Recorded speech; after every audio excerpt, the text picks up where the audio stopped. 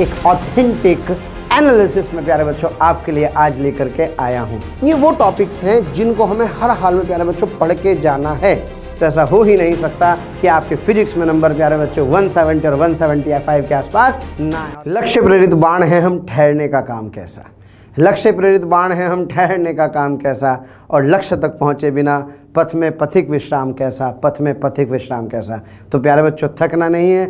आइए आज इस सीरीज़ में आपका जो नीट का एग्ज़ाम है प्यारे बच्चों 2023 का, जिसमें आप बहुत बेहतर परफॉर्म करने वाले हैं, उसमें मैं आपकी मंजिल को थोड़ा सा आसान कर देता हूँ।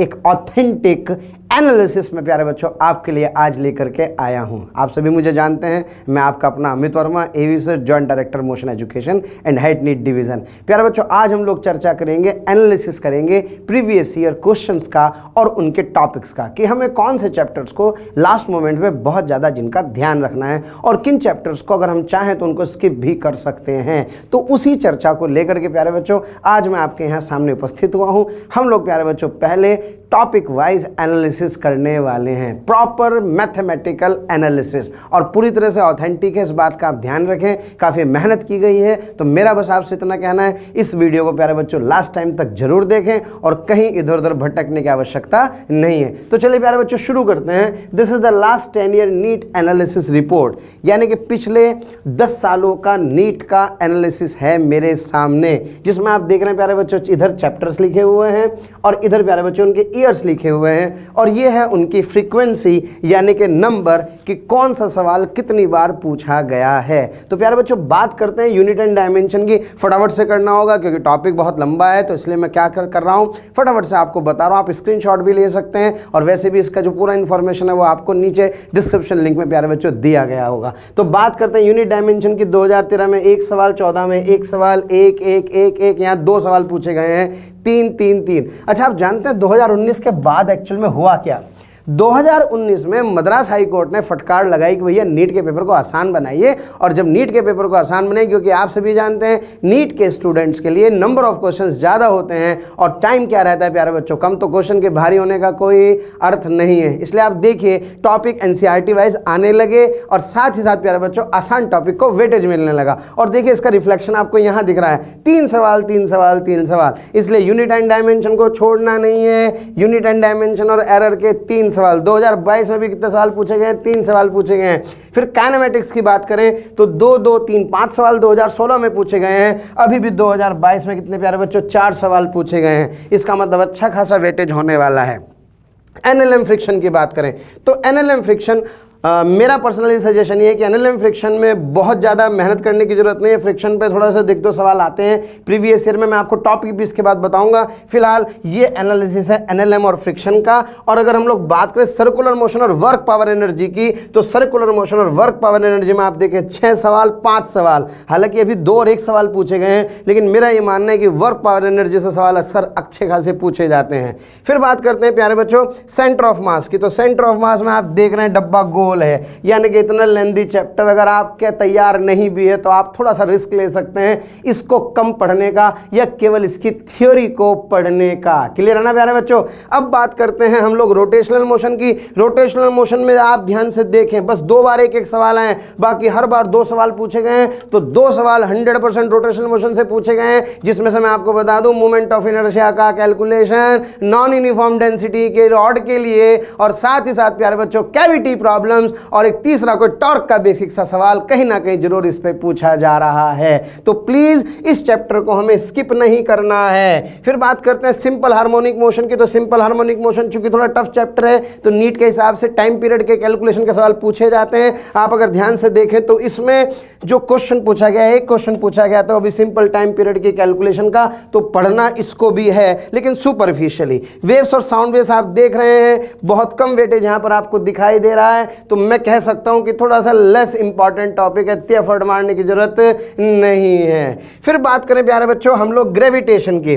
तो ग्रेविटेशन में पहले तो अच्छा खासा वेटेज हो रहा था, फिर बीच में देखो 2020 में कोई सवाल नहीं पूछा गया, लेकिन आप सोचिए फिर 2022 में प्यारे बच्चों 2 सवाल पूछे गए। इसका मतलब ग्रेविटेशन को हमें लाइट नहीं लेना है। उसका कारण बताता हूं। एक तो छोटा सा चैप्टर, क्योंकि चैप्टर छोटा है और सवाल क्या आ रहे हैं ज्यादा, इसका मतलब आप समझिए कि वो चैप्टर कितना इंपॉर्टेंट है। बड़े चैप्टर में से सवाल सवाल आना और छोटे चैप्टर में से ज़्यादा सवाल आना, आप समझदार हैं कि जो छोटे चैप्टर में से ज़्यादा सवाल आ रहे हैं इसका मतलब हमें वो चैप्टर ढंग से करना है, वही इंपॉर्टेंट होता है प्यारे बच्चों। तो सोचो ग्रेविटेशन जैसे छोटे से चैप्टर से 2 सवाल और हर बार 2-2 सवाल तो कम से कम पूछे गए हैं, बस एक बार को छोड़ करके, इसका मतलब ये भी इंपॉर्टेंट है।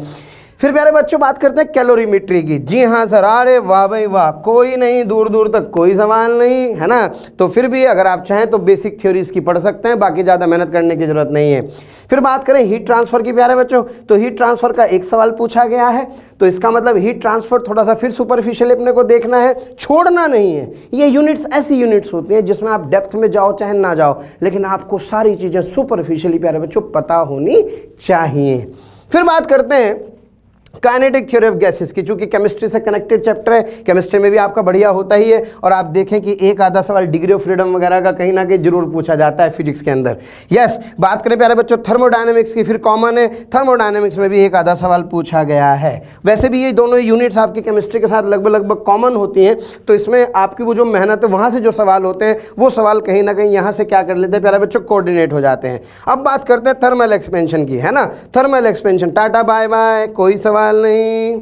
फिर बात करें इलास्टिसिटी की, यस 1 1 1 1 1 1, कोई एक सवाल बेसिक। फिर इसके बाद बात करें फ्लूइड मैकेनिक्स और सरफेस टेंशन, ये बहुत टफ चैप्टर है, बिल्कुल मैं मानता हूँ, थोड़ा सा टफ रहता भी है, और इसके अंदर से वेटेज भी है। कितना वेटेज आ रहा है यहाँ से देखें तो कम से कम 2 सवाल प्यारे बच्चों उसके अंदर पूछे गए हैं 2022 में 2 सवाल पूछे गए। इससे अलावा एक बार 4 सवाल पूछे गए, इसके अलावा कहीं भी 2 सवाल से ज़्यादा इसके ऊपर नहीं आए हैं। तो मैं पर्सनली ये कहना चाहता हूँ कि भाई फ्लूइड जो चैप्टर है, मतलब उस पर आप एनर्जी तो लगाएं, लेकिन उस पर बहुत ज़्यादा एनर्जी कंज्यूम अपनी ना करें, क्योंकि चैप्टर बहुत बड़ा है और सवाल कितने आ रहे हैं 2। तो अगर आप उसको बढ़िया से तैयार करें तो अच्छी बात है, नहीं भी तैयार करें तो उसके सारे फॉर्मूले देख करके बढ़िया से जाएं। क्लियर है ना। चलिए इसके बाद प्यारे बच्चों बात करते हैं यस 12th के सेक्शन की। किसके सेक्शन के? 12th के सेक्शन के। 12th के सेक्शन का एनालिसिस बहुत इंपॉर्टेंट है, क्योंकि पैटर्न चेंज हुआ है पिछले साल के। अगर हम पेपर का एनालिसिस करें तो 12th वाले सेक्शन में करंट इलेक्ट्रिसिटी से ही आप सोचिए, मतलब इलेक्ट्रोमैग्नेटिज्म से ही कितने सारे सवाल आए थे। मेरे ख्याल से 15 से 16 सवाल प्यारे बच्चों उसी के ऊपर पूछे गए थे। आइए जरा एनालिसिस करते हैं। इलेक्ट्रोस्टैटिक्स की बात करें तो अभी तो एक ही सवाल पूछा गया, जबकि सोचो कितना बड़ा चैप्टर है। फिर बात करें करंट इलेक्ट्रिसिटी की, हाँ जी 3 सवाल। इसका मतलब current electricity are much important than electrostatics.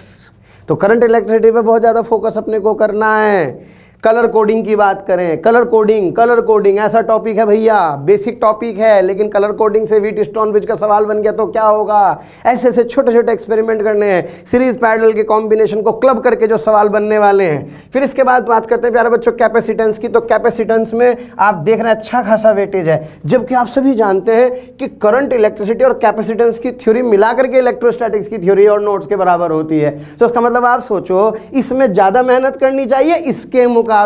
यानी कि अगर ये हल्का होगा तो चलेगा, लेकिन इसमें कोई कमी अपने को नहीं छोड़नी है। फिर मैग्नेटिक इफेक्ट ऑफ करंट की बात करें तो प्यारे बच्चों 4 सवाल पूछे गए हैं। मैग्नेटिज्म की बात नहीं कर रहा हूं मैं, केवल मैग्नेटिक इफेक्ट ऑफ करंट की बात कर रहा हूं, जिसमें बायो-सेवर्ट लॉ, वायर वाले सवाल, लूप वाले सवाल। यानी कि सोचो ये इतना इंपॉर्टेंट सेक्शन है। तो मैं पर्सनली प्यारे बच्चों आपको सजेस्ट करना चाहता हूं कि आपको इस सेक्शन पे 100% फोकस करना चाहिए। कौन सा सेक्शन है?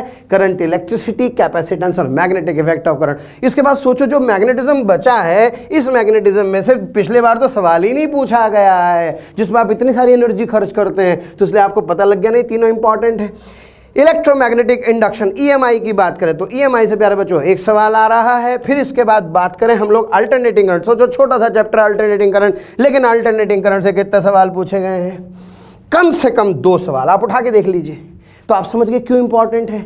ये इसलिए इंपॉर्टेंट है क्योंकि चैप्टर छोटा सा है और सवाल आ रहे हैं प्यारे बच्चों ज़्यादा रिलेटिवली। तो इसका मतलब ये इंपॉर्टेंट हुआ ना, तो हमें इस पे फोकस करना है। तो मैं सजेस्ट करूंगा अल्टरनेटिंग करंट, मैं सजेस्ट करूंगा करंट इलेक्ट्रिसिटी, कैपेसिटेंस और मैग्नेटिक इफेक्ट ऑफ करंट। यहाँ आपके टिप्स में होने चाहिए और आपका सबसे ज़्यादा फोकस इन चैप्टर्स के ऊपर होना चाहिए। अब बात करते हैं इलेक्ट्रोमैग्नेटिक वेव। अरे भैया छोटा सा चैप्टर है, 1 दिन का चैप्टर है, सोच के देखो, लेकिन आप इसे छोड़ के चले जाते हैं। जबकि आप ध्यान से देखेंगे 2 सवाल पूछे गए हैं इलेक्ट्रोमैग्नेटिक वेव के ऊपर, जबकि कुछ भी नहीं है। तो इसका मतलब आप समझ रहे होंगे कि जो छोटे चैप्टर हैं प्यारे बच्चों और जो इंपॉर्टेंट हैं उनको हमें किसी भी कीमत पे छोड़ना नहीं है।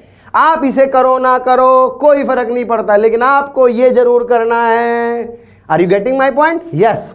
फिर प्यारे बच्चों बात करते हैं रे ऑप्टिक्स। हालांकि रे ऑप्टिक्स एक बहुत विशाल चैप्टर है, लेकिन फिर भी इसको वेटेज कम नहीं दिया जा सकता। विशाल है तो सोचो इसमें से 3 से 4 सवाल पूछे जाते हैं। तो रे ऑप्टिक्स भी अपने को पढ़ना है। प्लेन मिरर आप ज़्यादा पढ़ने की आपको आवश्यकता नहीं है, आप स्फेरिकल मिरर पढ़िए, टोटल इंटरनल रिफ्लेक्शन पढ़िए। खैर मैं भी आगे जाके टॉपिक्स के बारे में भी आपको बताने वाला हूँ कि कौन कौन से टॉपिक्स हम लोगों को पढ़ने हैं। फिर प्यारे बच्चों बात करते हैं वेव ऑप्टिक्स की, है ना। वेव ऑप्टिक्स में से एक सवाल पूछा गया है। तो जैसे आपने देखा नीट में SHM wave, sound wave, waves और वेव ऑप्टिक्स की जो यूनिट है उसको उतना वेटेज नहीं मिल रहा, लेकिन फिर भी सुपरफिशियल इन पर हमें मेहनत करनी है। हालांकि सवाल इनसे कम ही पूछे गए हैं। Photo electric effect, yes modern physics की बात करें, हल्के में ना लें, कम से कम 2 सवाल पूछे जाते हैं और चैप्टर बहुत छोटे से हैं और कॉमन हैं। केमिस्ट्री में भी ये वाले टॉपिक आप पढ़ते ही हैं, तो इसका मतलब हमारे लिए ये इंपॉर्टेंट टॉपिक हुए, यानी कि हमें इन टॉपिक्स को ध्यान से पढ़ना होगा। फिर बात करते हैं एटॉमिक स्ट्रक्चर की। एटॉमिक स्ट्रक्चर एक सवाल पूछा गया है, ठीक है, तो ज़्यादा इंपॉर्टेंट नहीं और वैसे भी आपकी खूब प्रैक्टिस में है ये वाला चैप्टर। हाँ जी प्यारे बच्चों, फिर बात करते हैं न्यूक्लियर फिजिक्स। न्यूक्लियर फिजिक्स में भी प्यारे बच्चों 2 सवाल पूछे गए हैं और इसमें आपको बेनिफिट क्या है कि मैं फिर वही बात कर रहा हूँ, बार बार केमिस्ट्री के साथ कॉमन है तो इसमें एफर्ट करनी पड़ेगी कम, सवाल आ रहे हैं अच्छे खासे, तो ये चैप्टर भी इंपॉर्टेंट है। और बचा आखिरी चैप्टर सेमीकंडक्टर। हाँ प्यारे बच्चों, सेमीकंडक्टर में लॉजिक गेट्स, ट्रांजिस्टर वगैरह वगैरह वगैरह वगैरह मिला करके आप देखिए कितने सवाल पूछे गए हैं, 4।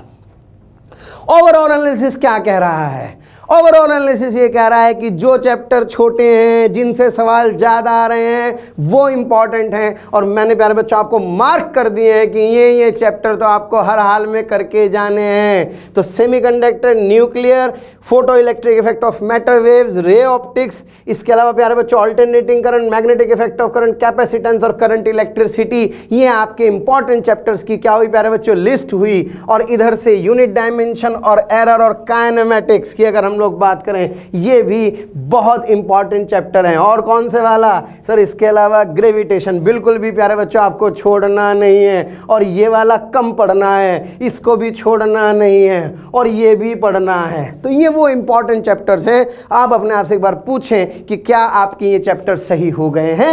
अगर आपके चैप्टर सही हो गए हैं तो प्यारे बच्चों आपको एक सम्मानजनक स्कोर मिलेगा, और सम्मानजनक स्कोर के साथ साथ चूंकि बाकी पढ़ना तो पूरा ही है, आपके सिलेक्शन के चांसेस प्यारे बच्चों बढ़ जाएंगे। तो मैं आपसे बार बार कह रहा हूं, प्लीज आखिरी मोमेंट तक टिके रहिए। यही सारा गणित है प्यारे बच्चों आपके सामने। अब मैं एक इंपॉर्टेंट टॉपिक की लिस्ट, इंपॉर्टेंट सब टॉपिक्स आपसे प्यारे बच्चों चैप्टर वाइज चर्चा कर रहा हूं। फटाफट से इनको नोट डाउन करें, लिखें या इनको टिक करें। यूनिट डायमेंशन और एरर में डायमेंशंस आनी चाहिए, एप्लीकेशन ऑफ डायमेंशन एनालिसिस आनी चाहिए, और एरर में सब पढ़ने की जरूरत नहीं, स्क्रू गेज वगैरह नहीं, लेकिन वर्नियर कैलिपर्स आपको प्यारे बच्चों हर हाल में आना चाहिए। तो वर्नियर कैलिपर्स और एरर, यस, इसको हमें बिल्कुल भी छोड़ना नहीं है। एरर में एडिशन वाला, प्रोपगेशन वाला, जिसमें सब्ट्रैक्शन वाला होता है, मल्टीप्लिकेशन वाला, और एक परसेंटेज एरर वाला 100% प्यारे बच्चों आपको देखना होगा। यस। फिर बात करते हैं काइनेमेटिक्स में। ज़्यादा बहुत विस्तृत चैप्टर है आप जानते हैं, लेकिन काइनेमेटिक्स में motion under gravity, projectile motion, graph, yes, और रिलेटिव मोशन, इन चैप्टर्स पे प्यारे बच्चों में बहुत ज़्यादा फोकस देने की जरूरत है। न्यूटन्स लॉज ऑफ फ्रिक्शन में अगर हम लोग बात करें तो न्यूटन सेकंड लॉ के सवाल, जिसमें एफ एवरेज बराबर delta P by delta T प्यारे बच्चों, और खास तौर से कौन से वाले सवाल, वो वाले क्वेश्चन जिसमें कोलिजन वाले जो क्वेश्चंस होते हैं, जिसमें मोमेंटम का चेंज पूछा जाता है। पुली ब्लॉक प्रॉब्लम्स, ज़्यादा बड़े नहीं, सिंगल ब्लॉक के प्रॉब्लम्स अपने को पढ़ने होंगे। स्यूडो फोर्स थोड़ा सा आना चाहिए, क्योंकि वो जो वेज वाले सवाल हैं वो सवाल पूछे जाते हैं जिसमें जी tan थीटा जी cot थीटा होता है, और फ्रिक्शन का सवाल आता है किसके ऊपर, इंक्लाइन प्लेन के ऊपर। अगर आप चाहें तो 1 शॉट सीरीज भी देख सकते हैं, जो हमारी 1 शॉट सीरीज चल रही है उसमें सारे के सारे यही टॉपिक को हमने क्या किया गया है, ज़्यादातर कवर किया गया है, इसी की प्यारे बच्चों वेटेज के अकॉर्डिंग। फिर बात करते हैं सर्कुलर मोशन की। सर्कुलर मोशन में काइनेमेटिक्स ऑफ सर्कुलर मोशन तो इंपॉर्टेंट है ही, लेकिन सबसे ज़्यादा इंपॉर्टेंट है प्यारे बच्चों सर्कुलर टर्निंग। सीधे सवाल आया हुआ है वेल ऑफ, बेसिकली आपको याद होगा अपने पास एक सवाल प्यारे बच्चों पूछा गया है इसमें पिछली बार, यस, डेथ वेल रोटर वाला है ना भाई, कितनी ओमेगा से घूमे ताकि आदमी ना गिरे। ये काफ़ी इंपॉर्टेंट सवाल है, तो इस तरह के सारे सवाल करें। खैर आपको वन शॉट सीरीज में पता लग जाएगा।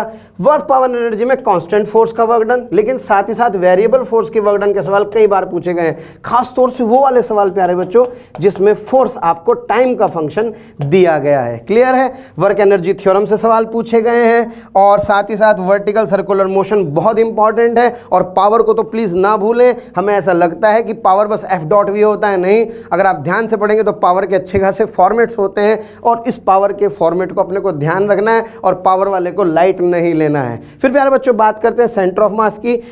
Calculation of centre of mass of the system, cavity problems, ये मोस्ट इंपॉर्टेंट सेक्शन है। Motion of centre of mass, conservation of momentum, impulse ज़्यादा पढ़ने की जरूरत नहीं, बस थोड़ा बहुत ही पढ़ना है। यस, कोलिजन, 1D नहीं 2D का कोलिजन। किसने कोलिजन? कोलिजन इन 2D के सवाल प्यारे बच्चों बहुत पूछेंगे कि एक बॉल ऐसे आ रही है, एक बॉल ऐसे आ रही है, वो काफ़ी इंपॉर्टेंट है। रॉकेट प्रोपल्शन का फॉर्मूला सभी बच्चे जानते हैं, वो भी हमें आना चाहिए। फिर अगर हम लोग बात करें रोटेशनल मोशन में, सबसे इंपॉर्टेंट टॉपिक है मोमेंट ऑफ इनर्शिया। यस, मान के चलो इसमें से तो सवाल आना ही है। Theorem of moment of inertia, बिल्कुल मोमेंट ऑफ इनर्शिया आपसे सीधे नहीं पूछेगा, या तो पूछेगा उस रॉड का जिसकी डेंसिटी नॉन यूनिफॉर्म है, या प्यारे बच्चों आपसे पूछेगा पार्टिकल्स के कलेक्शन में डिफरेंट बॉडीज के कॉम्बिनेशन जिसमें थ्योरम एक्ट कर रही होंगी। टॉर्क के प्यारे बच्चों सिंपल सवाल, और हाँ yes, conservation of angular momentum. Please ये टॉपिक प्यारे बच्चों बहुत इंपॉर्टेंट है, अगर आप इसके प्रीवियस ईयर भी कर जाएंगे तो भी आपका काम चल जाएगा। और pure rolling on incline plane पर सिंपल से क्वेश्चंस कि कौन पहले पहुंचेगा, किसकी वेलोसिटी क्या होगी, एक्सेट्रा एक्सेट्रा, इस तरह के सवाल आपने पढ़े हैं। सिंपल हार्मोनिक मोशन में प्यारे बच्चों वेलोसिटी, एक्सेलरेशन, एनर्जी इंपॉर्टेंट है, एनर्जी ना छोड़ करके जाओ। और ये तो सबसे इंपॉर्टेंट है, क्या? टाइम पीरियड की कैलकुलेशन। किसकी कैलकुलेशन? टाइम पीरियड की कैलकुलेशन। वैसे तो उसमें बहुत सारे सिस्टम होते हैं, लेकिन सबसे इंपॉर्टेंट सिस्टम होता है प्यारे बच्चों सिंपल पेंडुलम। तो सिंपल पेंडुलम का विशेष ध्यान आपको रख करके जाना है। वेव्स में यस, वेव इक्वेशन, फिर प्यारे बच्चों speed of transverse wave on a string, equation of standing wave, और stationary wave in string vibration. इसमें जो ये वाला टॉपिक है ना, ये वाला टॉपिक आप प्यारे बच्चों जरूर पढ़ के जाएं, है ना, जिसमें एक फॉर्मूला आपके पास आता है, याद होगा कि स्ट्रिंग दोनों एंड से फिक्स्ड है या स्ट्रिंग एक एंड से फिक्स है, उसके ऊपर जो डिफरेंट टाइप के क्वेश्चंस बनते हैं, वो वाले प्यारे बच्चों हमें यहाँ पर देखने होंगे। फिर इसके बाद बात करते हैं साउंड वेव में लाउडनेस एंड इंटेंसिटी, बिल्कुल इंपॉर्टेंट है। यस, जो डेसिबल वाले हम लोग क्वेश्चंस किया करते हैं। फिर बात करेंगे इंटरफेरेंस की, तो इंटरफेरेंस चूंकि वेव ऑप्टिक्स में कॉमन है, तो यहाँ पढ़े या इंटरफेरेंस वहाँ पढ़े, एक ही बात है। स्टैंडिंग वेव में ऑर्गन पाइप जो अपन बता ही चुके हैं, रेजोनेंस ट्यूब, जितने भी नाम वाले एक्सपेरिमेंट हैं, कौन से वाले? नाम वाले, रेजोनेंस ट्यूब, क्विंग्स ट्यूब। कौन सी ट्यूब प्यारे बच्चों? क्विंग्स ट्यूब, है ना। जितने भी नाम वाले एक्सपेरिमेंट हैं वो सारे अपने को करने हैं। और हाँ भाई, कुछ करो ना करो, कुछ करो ना करो, ये तो करना ही है, Doppler effect. Doppler effect in sound, Doppler effect in sound सबसे इंपॉर्टेंट आर्टिकल है। हालांकि आपको प्यारे बच्चों लाइट का डॉपलर इफेक्ट भी आना चाहिए, क्योंकि छोटा सा टॉपिक है, लेकिन स्टिल हमें इस बात का ध्यान रखना है कि डॉपलर इफेक्ट इन साउंड हर हाल में पढ़ के जाना है। एक छोटी सी चीज़ प्यारे बच्चों मैं आपको बताना भूल गया हूँ, अगर हम लोग यहाँ पे SHM की बात करें तो SHM में डैम्पिंग पे बहुत ज़रूर फोकस करना है ना प्यारे बच्चों, क्योंकि डैम्पिंग के सवाल जेईई मेंस में आते हैं और जेईई मेंस के सवाल नीट में रिपीट होते हैं, तो इसलिए डैम्पिंग का सवाल अपने को नहीं छोड़ना है। बहुत आसान होते हैं, रेडियो एक्टिविटी जैसे ही सिंपल सवाल होते हैं डीके वाले। तो प्लीज़ प्यारे बच्चों, अगर आपने डैम्पिंग नहीं पढ़ा है तो आपको डैम्पिंग को हर हाल में पढ़ना है। चलें आगे बढ़ते हैं। फिर इसके बाद ग्रेविटेशन की बात करते हैं। इसमें variation in g, gravitational field, potential energy, Kepler's first law, orbital escape और जियोस्टेशनरी सैटेलाइट। हीट 1 में भी देखा यार, कैलोरीमेट्री तो ठीक था, लेकिन फिर भी आप पढ़ना चाहें तो उसकी मिक्सिंग की प्रॉब्लम कर सकते हैं, कंडक्शन प्रॉब्लम्स कर सकते हैं, स्लैब क्वेश्चंस कर सकते हैं, स्टीफन्स लॉ बहुत इंपॉर्टेंट है प्यारे बच्चों, और साथ ही वीन्स का डिस्प्लेसमेंट लॉ और न्यूटन्स लॉ ऑफ कूलिंग। मैंने बोला ना, जितने नाम वाले एक्सपेरिमेंट है सारे अपने को करके जाने हैं। हाँ जी। फिर इसके बाद बात करते हैं हीट 2। ये तो सारा का सारा आपका केमिस्ट्री है, मजे आ गए। इसमें मैं आपको बताना चाहता हूँ कि एफिशिएंसी वाले सवालों पे प्यारे बच्चों जरूर ध्यान दें, एफिशिएंसी वाले क्वेश्चन जरूर करें। एफिशिएंसी ऑफ कार्नोट इंजन और रेफ्रिजरेटर, ध्यान रहे, एफिशिएंसी ऑफ कार्नोट इंजन और रेफ्रिजरेटर, है ना, Newton second law, sorry thermodynamics का सेकंड लॉ, है ना, यानी कि हमें इन पे 100% प्यारे बच्चों फोकस करना है। स्पेसिफिक हीट पे भी क्या करनी है, चर्चा करनी है। फिर बात करते हैं इलास्टिसिटी थर्मल एक्सपेंशन की। तो इसमें मैं आपसे कहना चाहता हूँ प्यारे बच्चों, जो ग्राफ है उस ग्राफ पे फोकस करें, और ग्राफ के साथ साथ यंग्स मॉडुलस के क्वेश्चंस, और इनमें एक रिलेशन का जो सवाल है ईटा वाई और ईटा वाई और बल्क मॉडुलस बीटा में वो अपने को देखना होगा। फिर फ्लूइड मैकेनिक्स की बात करें तो फ्लूइड मैकेनिक्स में प्यारे बच्चों ये जो बिल्कुल फ्लूइड डायनामिक्स इसमें इंपॉर्टेंट है। फ्लूइड डायनामिक्स अपने को ध्यान रखना है बढ़िया से, और एक आर्किमिडीज प्रिंसिपल को और अच्छे से स्टडी करना है। ये हमारे लिए इसमें इंपॉर्टेंट है अगर हम बात करें किसकी, फ्लूइड मैकेनिक्स की। चलो जी, सरफेस टेंशन विस्कोसिटी चैप्टर छोटा सा है, लेकिन इसमें ये वाला सेक्शन प्यारे बच्चों बहुत इंपॉर्टेंट है, तो इस वाले सेक्शन पे 100% फोकस करें। विस्कोसिटी, खासतौर से Stokes law, yes, terminal velocity और रेनॉल्ड्स नंबर। इलेक्ट्रोस्टैटिक्स तो आपका वैसे ही फेवरेट है, कई बार आपने प्यारे बच्चों पढ़ा भी है। तो इलेक्ट्रोस्टैटिक्स में ये सारे topic, electrostatics equilibrium, question on electric field, ये सब कुछ, पोटेंशियल एनर्जी बेस यानी कि एनर्जी कंजर्वेशन के सवाल, बिल्कुल एनर्जी कंजर्वेशन के ऊपर बेस क्वेश्चन। और प्यारे बच्चों अगर हम लोग बात करें इसमें तो जो डाइपोल वाला सेक्शन है वो एक अच्छा खासा इंपॉर्टेंट सेक्शन है। यस, डाइपोल वाले सेक्शन पे अपने को थोड़ा सा क्या करना चाहिए, फोकस करना चाहिए। और एक छोटा सा इसमें टॉपिक है प्यारे बच्चों, इलेक्ट्रोस्टैटिक्स 2 में कंडक्टर। ये कंडक्टर की जो प्रॉपर्टीज हैं, प्लीज इस पे बहुत अच्छे से ध्यान दें। और जो स्फीयर प्रॉब्लम्स में खास तौर से प्यारे बच्चों solid non conducting, solid non conducting sphere के जो फार्मूले होते हैं वो हमें ध्यान से यहाँ पर यूज़ करने हैं। उस वाले टॉपिक को प्यारे बच्चों बिल्कुल भी छोड़ना नहीं है। अब हम सबसे ज़्यादा इंपॉर्टेंट है, यस आप सभी जानते हैं, करंट इलेक्ट्रिसिटी। इसमें तो सारे ही टॉपिक इंपॉर्टेंट है, सारे पढ़ें। कलर कोडिंग पे विशेष ध्यान दें, है ना। कलर कोडिंग से क्वेश्चंस बनने का मुझे ऐसा लगता है कि ऐसा आजकल ट्रेंड आ रहा है कि कलर कोडिंग से क्वेश्चंस ज़्यादा बनते हैं, रेजिस्टेंस की वैल्यू नहीं दी जाती, कलर कोड दिया जाता है तो उससे रेजिस्टेंस की वैल्यू निकाल कर उनको कंबाइन किया जाएगा। टेम्परेचर डिपेंडेंस कई बार पूछा जा चुका है एनसीईआरटी से, ये सारे के सारे ग्राफ प्यारे बच्चों आपको याद होने चाहिए। बाकी तो केसीएल केवीएल तो आप जानते ही हैं। और हाँ, इलेक्ट्रिकल इंस्ट्रूमेंट में प्लीज़ मीटर ब्रिज और पोटेंशियोमीटर को बहुत अच्छे से प्यारे बच्चों ध्यान रखना है। बाकी कुछ करो ना करो, लेकिन ये मीटर ब्रिज और पोटेंशियोमीटर को तो 100% आपको ध्यान से पढ़ना ही है। फिर बात करते हैं कैपेसिटेंस की, तो कैपेसिटेंस में प्यारे बच्चों मेरा ये मानना है कि एक तो सर्किट प्रॉब्लम सबसे ज़्यादा इंपॉर्टेंट है, और दूसरा डाइलेक्ट्रिक, ये आपस में काफ़ी अच्छा खासा वेटेज रखते हैं इस चैप्टर के अंदर। हाँ जी, मैग्नेटिज्म में प्यारे बच्चों मैंने आपसे पहले ही कहा था ये सबसे इंपॉर्टेंट सेक्शन है, और इस सेक्शन में प्यारे बच्चों ये वाले टॉपिक सबसे ज़्यादा इंपॉर्टेंट हैं। अगर हम बात करें तो पहला, दूसरा, तीसरा, magnetic force on the charge and current carrying wire, torque on a current carrying loop and magnetic dipole moment, और magnetic field due to the bar magnet and earth magnet, और इन सब की प्रॉपर्टीज। और प्यारे बच्चों हिस्टैरिसीस का बढ़िया से ग्राफ आपको याद होना चाहिए, क्लियर है। और बात करें यस इलेक्ट्रोमैग्नेटिक इंडक्शन की, तो इलेक्ट्रोमैग्नेटिक इंडक्शन में भाई ये जो सेल्फ इंडक्शन छुपा हुआ बैठा है, इसके अच्छे खासे सवाल आते हैं। सेल्फ इंडक्शन पे ध्यान दें, एलसी ऑसिलेशंस पे प्यारे बच्चों अपने को ध्यान देना है। बाकी तो सब आप अच्छे से पढ़ते ही हैं। और हाँ, एक रोटेटिंग डिस्क और एक EMF induce in the moving rod, ये वो टॉपिक्स हैं जिनको हमें हर हाल में प्यारे बच्चों पढ़ के जाना है।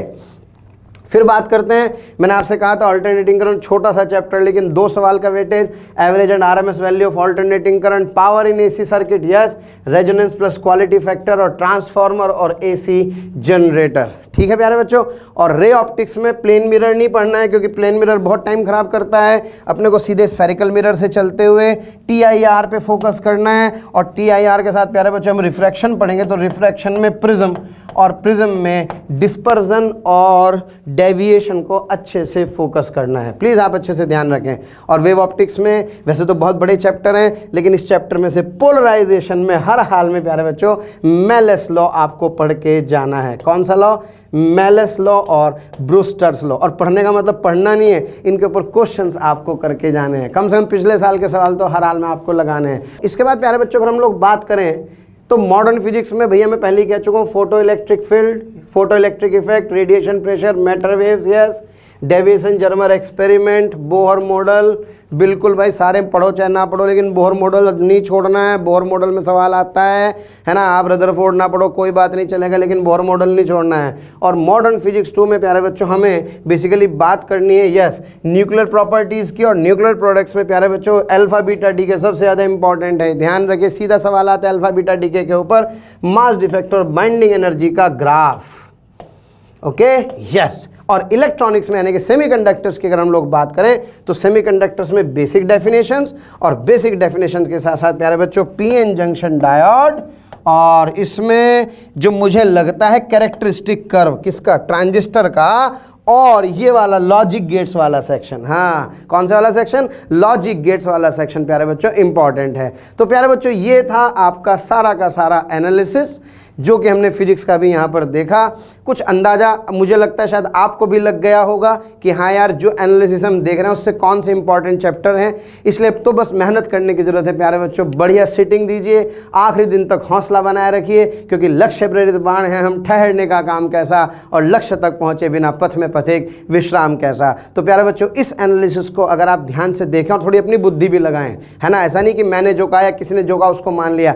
आप थोड़ा सा बस इस एनालिसिस को प्यारे बच्चों मैच आउट करें और इसके हिसाब से अगर अपनी प्लानिंग रखेंगे तो ऐसा हो ही नहीं सकता कि आपके फिजिक्स में नंबर प्यारे बच्चों 170 और 175 के आसपास ना है। और याद रखिए मद्रास हाई कोर्ट ने 2019 के बाद बोला है कि फिजिक्स का पेपर तो आसान ही होना चाहिए। इसलिए आप बड़ा ज़्यादा पढ़ें ना पढ़ें, डेप्थ में जाएं ना जाएं, लेकिन सुपरफिशियली प्यारे बच्चों आपको सब चीज़ों को पढ़ना है। और जितने टॉपिक मैंने यहाँ मेंशन किए हैं, अपना एक्सपीरियंस बता देता हूँ प्यारे बच्चों, 19 साल का मुझे एक्सपीरियंस है, तो मुझे ऐसा लगता है कि ये जितने टॉपिक्स मैंने यहाँ पर लिखे हैं उनमें से ही सवाल कहीं ना कहीं रिपीट होने वाला होगा। बहुत बहुत शुभकामनाओं के साथ आपका अपना Amit Verma. Thank you very much.